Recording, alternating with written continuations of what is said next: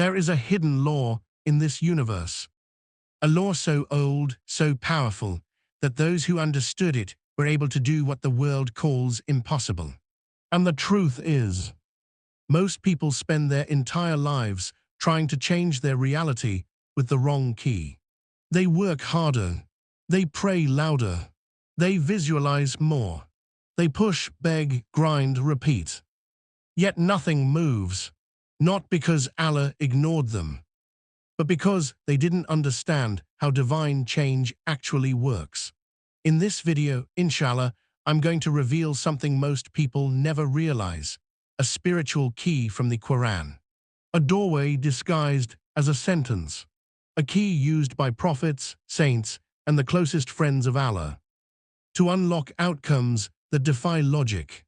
But before you hear the words, you need to understand the secret behind them. Because the power was never in the words. It was always in the state those words activated inside you. Most people recite, but few enter. Most repeat, but few transform. Most speak the dua, yet remain emotionally aligned with fear, doubt, and scarcity. And then wonder why nothing changes. Here's the real secret. Your outer world can only rise to match the state of your inner world. The Qur'an already told us the formula. Allah does not change the condition of a people until they change what is within themselves. That verse isn't symbolic. It's literal. It is the spiritual physics of reality.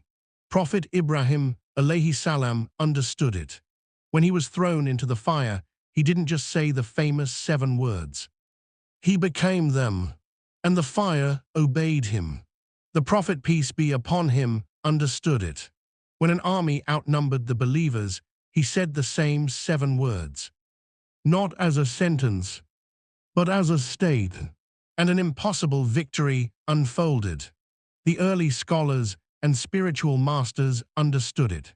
They never taught students how to ask. They taught them how to become the kind of person whose asking is already answered. One of them said, "When the heart is polished, whatever you turn your attention towards surrenders to you." This is the hidden law. When your inner world aligns with the divine, your outer world bends to meet it. Time collapses. Barriers dissolve. Paths appear. Destinies accelerate. Not because you forced reality, but because you surrendered to the one who commands it. This is why the righteous didn't wait for Allah's promise. They walked inside it. Bayezid Bastami once said he entered paradise in prayer and returned in a single moment. When asked how, he replied, "Because Allah already prepared it. I simply stepped into what was written." That is the secret. You don't chase what Allah promised you.